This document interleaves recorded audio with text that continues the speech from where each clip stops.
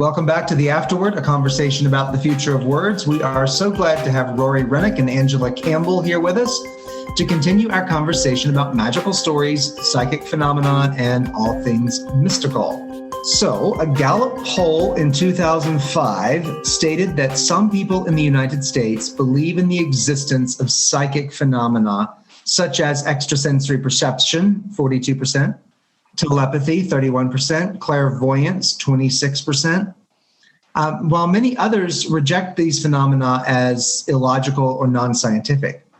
From your personal and professional experience, what's the driving factor for both believers and skeptics? Who wants to start? I can go first. I think, this is just one of those subjects. It's entirely subjective. I think it depends a lot on a person's education, their religion, and their personal experiences. You hear a lot about what I write about, where psychics supposedly help police solve cold cases.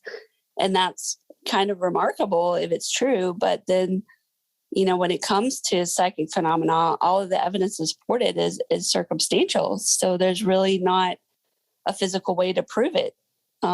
So I think that, people who do believe in psychics, it's simply done on faith. Either they've had an experience with a psychic that convinced them, or either, they're just kind of like born a skeptic and they just absolutely refuse to believe. But it's interesting to me. I think as far as religion, like a lot of religious people tend not to believe in psychics. But there are a lot of, prophets in the Bible. So you think that people who are religious would be more open to the idea of it. But, I think it really is just kind of like based on, just so many factors. It's really hard to say why people do it and don't believe. But I think it just kind of boils down to their own experience, basically. I believe that Angela hit the nail on the head, and if I could put in a word, it would be hope for those believers. They hope in a world of increasing despair. Magic gives them this element of hope, even if it's for just a moment in their mind that things can be different. I can do something more. And for the skeptics, if I was to reduce it, it would be fear. Fear for themselves and fear for others being taken advantage of. When I talk about fear for themselves, I talked to some magicians and asked them, "Are you afraid of real magic?" If someone really had the ability to point blank read your mind, and that is a frightening feeling. Because your mind is probably the last vestige of privacy that you have. And if someone can invade that, where can you go? And so I think we kind of fear that element, and we also fear other people being taken advantage of. Yeah, I think just to add something, I think, a lot of people do turn to psychics during really stressful periods in their lives, which kind of makes them more vulnerable to believing or kind of misconstruing what they hear to suit what they want to hear. And, there's a reason that I think every psychic has a legal disclaimer on their website that says, their services are entertainment purposes only, so they won't be sued. But I think at the end of the day, there's something to it. Certainly not everyone who claims to be psychic is, but I don't think that you can really discredit every psychic either, So just so there's no way to prove their disabilities or their abilities, there's no way to disprove them either. I often wonder, Angela, if with some of the psychics, and if they're receiving, and especially if they're in the form of a medium, why is it that they never get a clear answer? Like, say, for example, if I was if I had died and I'm trying to reach back in the use of a medium, I wouldn't give them clues. Like if I was killed, someone killed me, I would say, hey, Amy killed me. She's there over on 34 7th Street. She's there right now. Pick her up, you know. Yeah, exactly. It's just like, why don't they know how to win the lottery? You know, if they're psychic, there's, you know, there's so many questions that, you know, be interesting to ask someone who claims to have those abilities. Yes. Yeah. Well, this is fascinating. And Angela, I had no idea that the disclaimer is that this is for entertainment purposes only. That is new information. And I guess that's good to know. But, you know, I also know I've heard of people who have had great loss and they've wanted to know if their loved one was okay, you know, and those kinds of things. So you just kind of, it does tap into both of those things of hope and fear. Rory was, yeah. All right. So as a child, and even now, I'm pretty gullible. I don't know. Maybe I want to believe. I am a believer. I think it's fun. My older cousins would get me to fall for tricks all the time. And, you know, we used to have seances and do all this kind of, you know, I mean, it was just, that was what we did as kids. But there's something called the Barnum Effect. And Barnum has this phrase, a sucker is born every minute.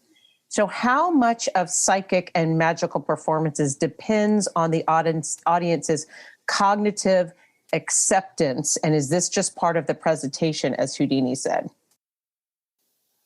Well, I'm glad you mentioned Houdini. I'm sure Rory will be aware of this, but you know, he has kind of an interesting history with spiritualism that's pretty fascinating.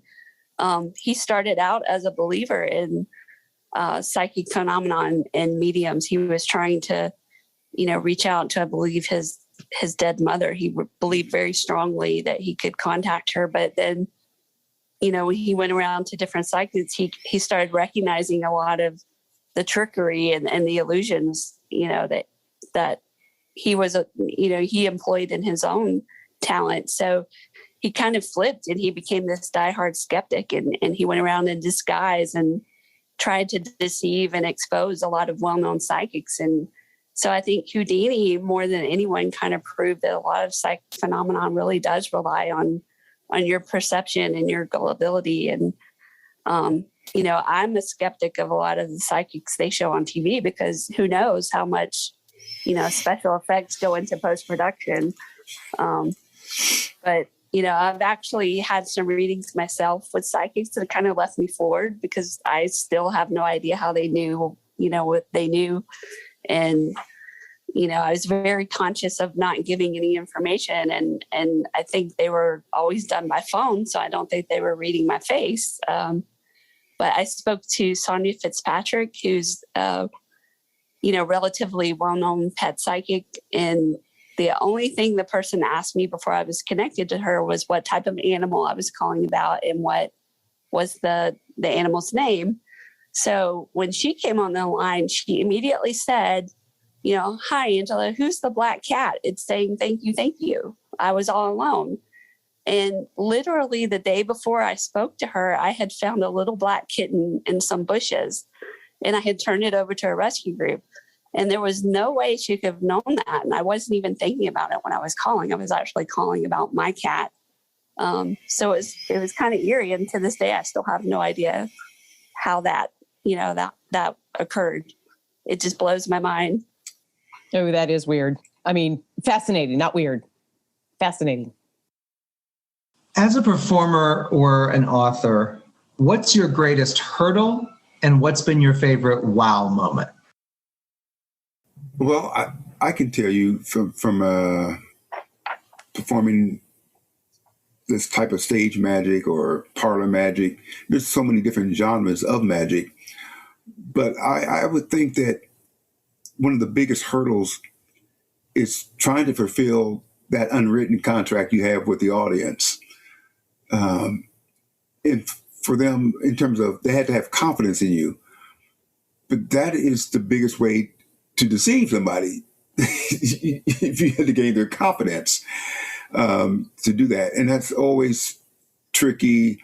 I shouldn't use the word tricky. It just always can be challenging due to, like Angela was saying, their worldview. What is their particular upbringing, their level of education, and sometimes the most educated were the most gullible people, or the people who were the most easily tricked. Let me put it that way. And I remember being doing a show for these physicists of the Ohio State University on their campus, and I was intimidated at first because I'm thinking these guys could think rings around me. But I was able to perform some close-up magic for them, and it just blew them away. It was after they realized that I wasn't trying to get something on them, but simply to entertain them, that I was able to gain their confidence. And by doing that, they were still analytical because that's how their mind worked. But this is something outside of their sphere of expertise. And so I was able to perform successfully there.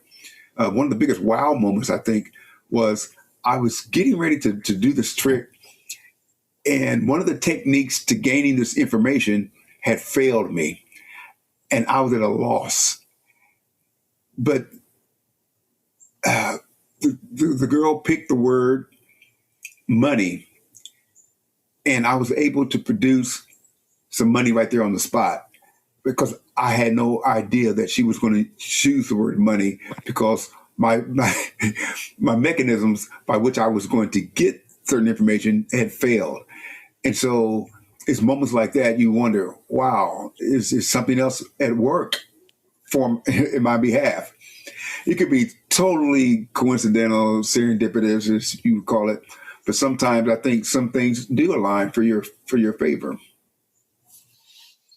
You're going to tell us how you do your tricks, right? Absolutely not. maybe offline, maybe one day. I'm fascinated by your writing this type of genre. I think it's fascinating, and I would love to talk with you afterwards sometimes. Sure. I think my greatest hurdle as a writer is kind of similar, but for me, it's really just all about getting a story onto the page in a way that, flows and feels organic and makes sense. And that, just making sure that you've grounded the story enough that the reader, the average reader will find the contents relatable or believable.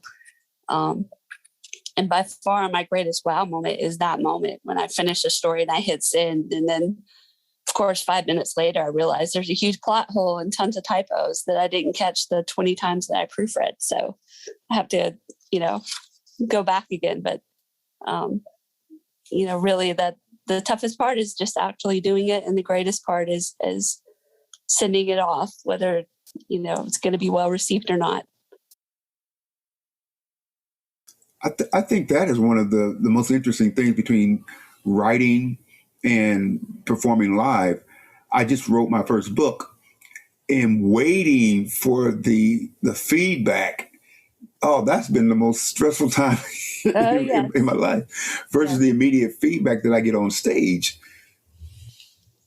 Yeah, I think most writers typically, there is a kind of a long period that goes between when you finish something and then it actually gets to people and then people actually start reacting to it.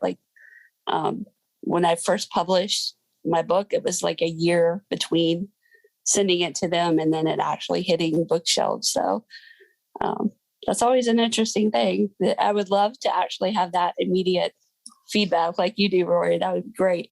Yeah. Yeah. Holland and I met in a children's writing class, and one of our teachers was Melinda Long. And she, in her school visits, does this thing where she shows a picture of her children when she first started writing her book about how I became a pirate. And then she shows a picture of actually when her book was published, the picture of her children, and the age span of her Yes. children from writing the book, sending it, and getting it published is just phenomenal. And she just does that as a great, exactly what you were saying, Angela, as a kind of all right. So this is not a easy turnaround process. But, Rory, you talk about finding a magic toy in a box of cereal. And Angela, you've talked a little bit about your experiences as a young kid. And I'm just wondering, is there a skill or a talent or a trick that has benefited from your insight into the mysterious? What do you think? Gosh, I don't know. I think just for me, being a writer, I think I have that imagination and I'm pretty open-minded. So that kind of, helps me when I am researching these topics and I'm more open to them than maybe a lot of other people would be. I think that, just any writer, any professional writer would tell you at some point you get rejected a lot. So you tend to kind of learn how to handle rejection in other aspects of your life. And I think that a lot of characters who have magic powers can, they're rejected a lot. They're kind of the outsiders. So I think that kind of gives you a little bit of kinship just with the topic. I love that. I don't know if that makes any sense. But. Oh, it makes perfect sense, Angela. I completely understand that. That was awesome. Thank you. What about you, Rory? Could you repeat the question again? Well, it's more like, you talk about finding a toy in your cereal box, but yet you had a lot of other experiences that made you creative. And how did that creativity, taking toys apart with your brother, how did that help you in your insight in life as you look at the mysterious or the magic? Thank you. That level of curiosity, even at the expense of playing with the toy for a longer period of time, I think I was willing to trade that off. Learning about how the mind works, there's a trade-off because you lose a lot of the wonder because now you know. When you think about relationships with humans, a significant other, and we're always between these talking about a rock and a hard place. You want to know as much about somebody as possible, but then you want to leave something up to mystery. And so those dynamics, learning to live with both that knowing and not knowing, it's always a difficult balance, but it helps you further, to further your relationships, your jobs, your education. The magicians, though we want to hold on to these secrets because we know that the world is still full of wonder, but we want to control that wonder by only us knowing. And to be quite frank, most of the tricks of magic are guarded so closely because they're done so easily. Fascinating. Okay, that's good to know. But again, I love this. Angela, you're talking about as a writer and being able to balance the rejection and continue on your experiences and handling that. And Rory talking about the tension between, knowing too much and not knowing enough. These are great ways to look at life. And I really appreciate that. I do think that's one of the universalities of magic and the things that are mysterious. So I really appreciate your answers. Great. I'm just glad it made sense. Well, we have one final question that we like to ask folks here. And that is, what's a metaphor to help us understand magic and the world of the mysterious? Gosh, that's a tough question, honestly. And that's why we love it. I think as a writer, magic makes for a fun plot device, but I think magic itself can sometimes present like a really good moral metaphor.